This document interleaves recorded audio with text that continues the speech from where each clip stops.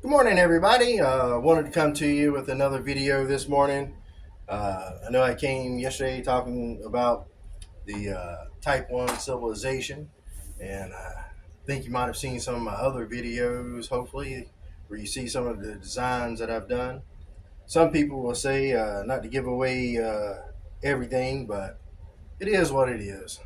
I say if we're going to move forward into the future, yeah, things got to be what it's got to be. But for the most part, I say, hey, let's get on to it. And the best way to get on to it is just to do it. And right here, this is my design right here. One of the designs that I first came up with. It's an old model, so don't mind it too much. But many years ago, I was doing a whole bunch of crafts, and I was making pinatas. And so I got the idea to make this like a pinata. And so if you see here, it comes into two sections. And that was the first designs of everything. But when I was looking, I said, well, can I do more? And as I was beginning to do more, I said, hey, when we look out into space, we're going to have different types of vehicles that can stay in space. So as the planets go around, we're going to need things to stay where they're at. And then things can leave the planet, go to them. And when it goes to those little places to hold on to things, like the International Space Station or wherever, well, they're going to need to be able to stack. And stacking is the most important part because you got to be able to have multiple layers to it. And then they can take off from one another. And when they take off from one another, then you'll be able to have a better idea of where they're going. And you can leave one habitat here while the other one goes somewhere else. But with here, as you see, as I have this one, it gives a great design of certain ones where they can be stacked again. And they can be stacked like this and create other spaces. They also can detach. So if I have one that I detach from the other, and I have them taped here, but we have them so they detach. And as you can see, it's just simple design. Well, other people have ideas of rockets. So the rocket can attach. So that's a habitat with itself, but also has extra fuel and other things that people need to be able to move through and out space. Then likewise, if you have another habitat that can attach, and then it can go. And you can build up all different kinds of configurations. Use your imagination, because that's what I've been doing, just using my imagination. And I think imagination is good. And simple design. But mathematically, it all works. Because in space, one of the things you might learn when you study space is gravity and Newton's laws are different in space than what they are on the Earth. Gravity's different. And I'm not going to go into a whole lesson on gravity, but you can look that up. There's plenty of other videos out there that tell you about, uh, you know, gravity and laws of thermodynamics and all of that. But here, this is what I was talking about with time.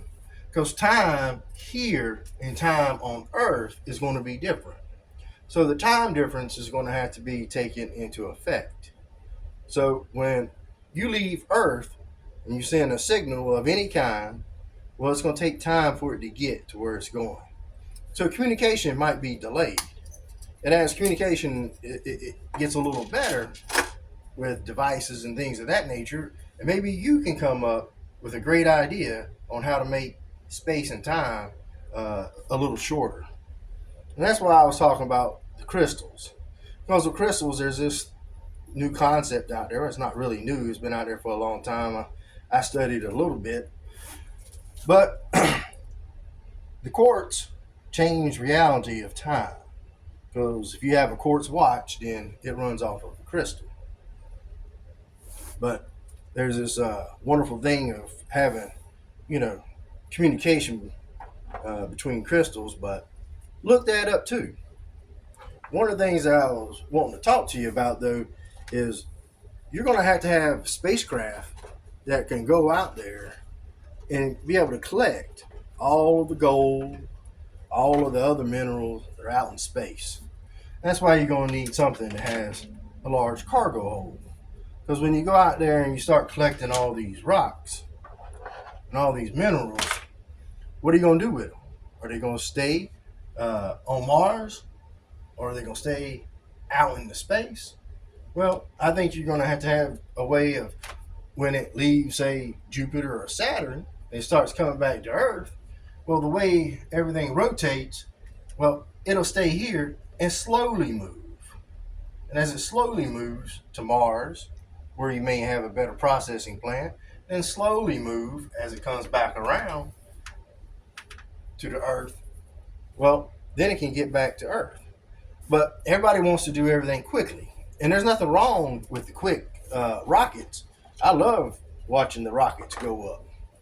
But space is not going to be one of those things in which we're all going to do quickly. There's going to be a lot of quickness, but a lot of it's going to be slow. And that's why I say we have to think outside of the box and come up with designs into which we can make everything work. Now, some people will say, why are you going to give away all of your designs? Well, I'm not in the best position to be able to do all the designs myself, but basically I came up with them and then made them work. And I tweaked and changed this and changed that. But this is the basic design. And if you see the basic design here, this is the part that can be left out, like here, and they can stack on one another. And then as other things come, they can attach to it different types of designs. So regardless of what the design is, as long as everything has compatibility, then it can all connect and hook up. But that comes from having a standard. Many years ago when I was in college, I took a lot of creative writing classes. I love telling stories. And that's basically how all this came up, because many years ago, in case you may not realize, but I'm a space enthusiast. And I was watching the good old Star Trek, Beam Me Up, Scotty. Well, when I was watching Star Trek, I always wondered about the Academy years. I never really saw too much on the Academy years. You see a little bit here and a little bit there, and a story here and a story there. There wasn't really a really good Academy story. But I know if we're going to go into space, we're going to need an Academy. And that's why I worked real hard to try to come up with an idea of the Space Force Academy. And as soon as they created the Space Force, I said, now's the time. So in 2018, I did the legwork on it, but timing wasn't right.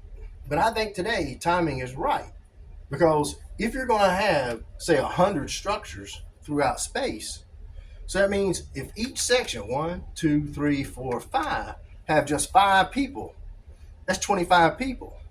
Right now, we may not even have 25 astronauts ready to go out into space and live. So how do you solve the problem? Well, it's easy. We can all do it, with space tourism, but an academy gives us the upper hand. So if you have enough people that's willing, and I think we have enough people willing, because we always have more astronaut people signing up to be one than what they have space in NASA. So if we take a different concept, let NASA be NASA. Let the Space Force be the Space Force. Let the Air Force be the Air Force. And what we do is begin to have the idea of getting people into space. Well, you're going to need young people with strong, fast minds and strong, fast backs. Of course, there's going to be robots. There's going to be all kinds of technology. But the young people are going to be the ones that go out into space and stay. It won't necessarily be old folks like me. Now, I don't really call myself old, but some people might. It all depends on how you look at it. But programming computers is not easy. I don't care what nobody says. It takes time to learn programming. It takes time to learn electronics. It takes time to learn how math works in space as opposed to on Earth. Now, the Air Force Academy is awesome and it's great. And there's a lot of people that, are ready to move from the Air Force Academy to the Space Force Academy. And if we come up and start doing the Space Force Academy, especially with the restructuring of education, well, if we have a Space Force Academy in California, we have one in Texas, have one in Florida, and wherever else that there might be one.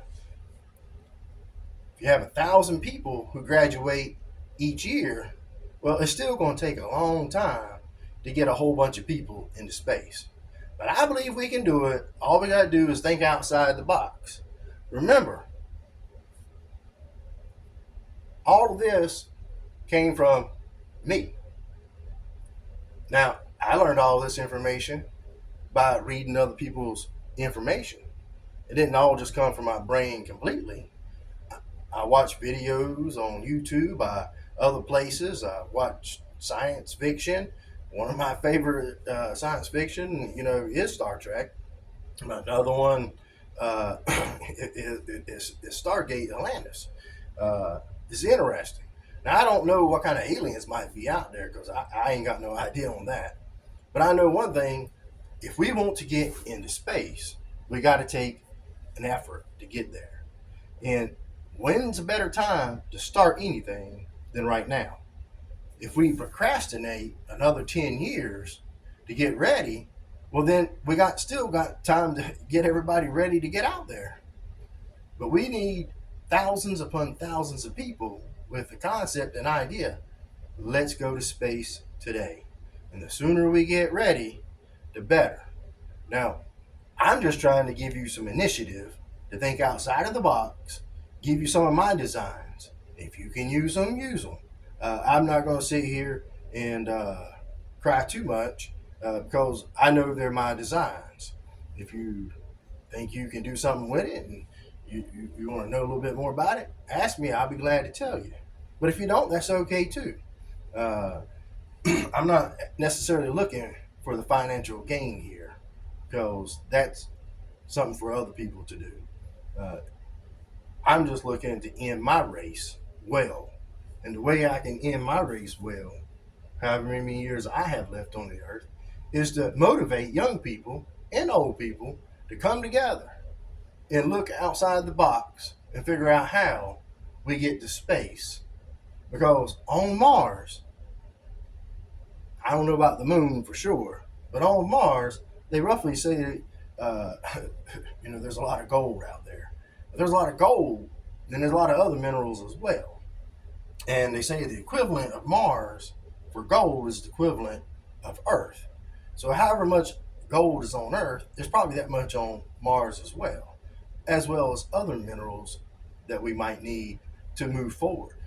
But to do it, it's going to take people. And like I said, go ahead, get that rocket that goes from the Earth to Mars quickly. Get people on it. But in all reality, we got to have people throughout the entire place. And as people go out there and move from one place to the other and have habitats, because you're going to have food, you're going to have water, you're going to have people who can observe things. And of course, with this model, as you see, no matter where you're at, with communication, just like satellites, because each one of these would represent a satellite, just like they would a regular space station or a rocket or a ship to live in space. They also act like a satellite to where they can communicate. And if you're going to communicate, you got to have communication that's around something in which you can do it. Well, I'm not going to get all into how satellites work, but you can look at this here and see it's sound. All we have to do is have the initiative, have the fortitude, and have the willingness to go out there and do it. I think we can do it, and I hope this has inspired you to go and say, hey, if this man can come up with something like this, then I can too. So have fun, enjoy your weekend, and beam me up, Scotty. Anyways, have a great weekend. Thank you for your time.